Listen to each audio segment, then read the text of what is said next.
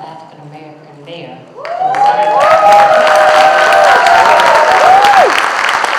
I had a dream. And that dream became reality in 2020, and I'm just so proud of the fact that I can say that I serve some of the greatest residents in the world, and that is in you, the residents of the city of Carson. Dream big. If you can dream it, you can achieve it. And Dr. Martin Luther King has inspired us all. We were one of the first cities to start having a celebration to honor Dr. Martin Luther King. It started at Hemingway Park. Jerry Hayward was the director of the park, and I was a recreation program manager. But we had a dream, and that dream has continued, and I'm just excited about the fact that you're here. First, give yourselves a round of applause, because you could have been anywhere else on a Friday night, but you made it a priority to be here to celebrate the life and legacy of one of the most impactful individuals who've ever walked on this planet, Dr. Martin Luther King Jr. So I'm honored to be here today on the Senate floor. I was able to present Senate resolution honoring Dr. King's birthday. And if we all know, this April will mark the 60th anniversary of that iconic speech, I Have a Dream. But if you know the history, that was not a speech Dr. King was giving that day. It was about emancipation. It was about a debt owed to the Negro in this country. It was about the poverty and separation that existed. And he said, in this nation of wealth, there's no way you keep writing a Negro a check that comes back insufficient funds. In this storehouse of wealth, we know we can pay that debt. And I'm honored to be part of the state's first and the nation's first reparations task force. And we're looking at how we pay that debt that is still owed, the debt that Dr. King gave his life for, to make sure that we can live in a country of freedom and liberty and opportunities. And for all the young people, it's often said, seeing is believing. And that's part of it. But the real truth is believing is seeing. Believe in whatever you want to do, because you can do it. And Dr. King achieved more in 39 years than many of us would do in 100 years. He therefore saw no value in a protest, and certainly not a peaceful one at the time. He was like, why march for freedom? We already free. Freedom was a right we were born with. Funnily enough, Stokely Carmichael would say, I'm out here marching for freedom not because I need to know I'm free, but because white folk need to know we're free.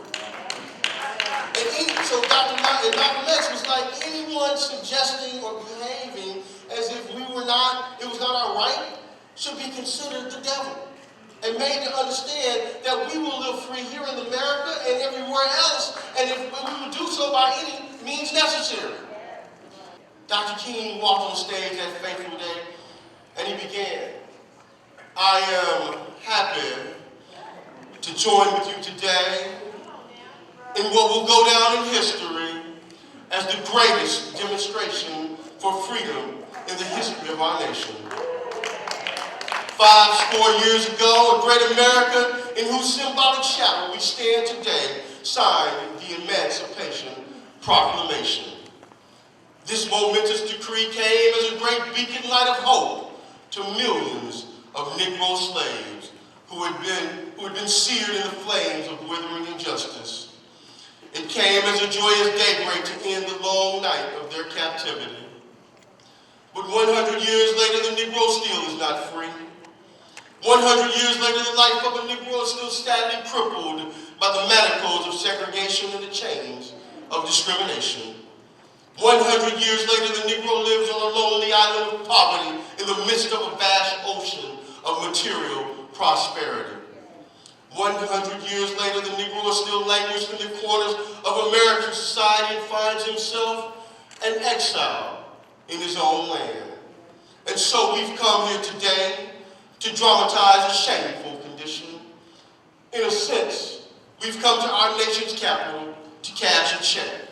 Now, just in a few rows behind him, one of the most influential figures in the civil rights movement, Mama Mahalia Jackson, sat barely able to contain herself. She was waiting for the Martin Luther King Jr. she knew to arrive. I can imagine, she's sitting there, legs shaking, swaying back and forth, trying to contain herself. because she wanted to be respectful, until she couldn't take it no more. And just like every black mama sitting in her favorite pew, wearing her Sunday best at church with that perfect church hat on, she let out a cry as if struck by the Holy Ghost. She said, "Tell him about the dream, Martin. Tell him about the dream." And as ordered by the Holy Trinity itself, he began. And so, even though we face the difficulties of today and tomorrow, I still have a dream. It is a dream deeply rooted in the American dream. I have a dream that one day this nation will rise up and live out the true meaning of its creed. We hold these truths to be self-evident, that all men are created equal. I have a dream that one day the red hills of Georgia, the sons of former slaves and the sons of former slave owners, will be able to sit down together at the table of brotherhood. I have a dream that one day, even in the state of Mississippi, a state sweltering with the heat of injustice, sweltering with the heat of oppression, will be transformed into an oasis of freedom and justice. I have a dream that my 4 little children one day will live in a nation where they will not be judged by the color of their skin, but by the content of their character. I have a dream today.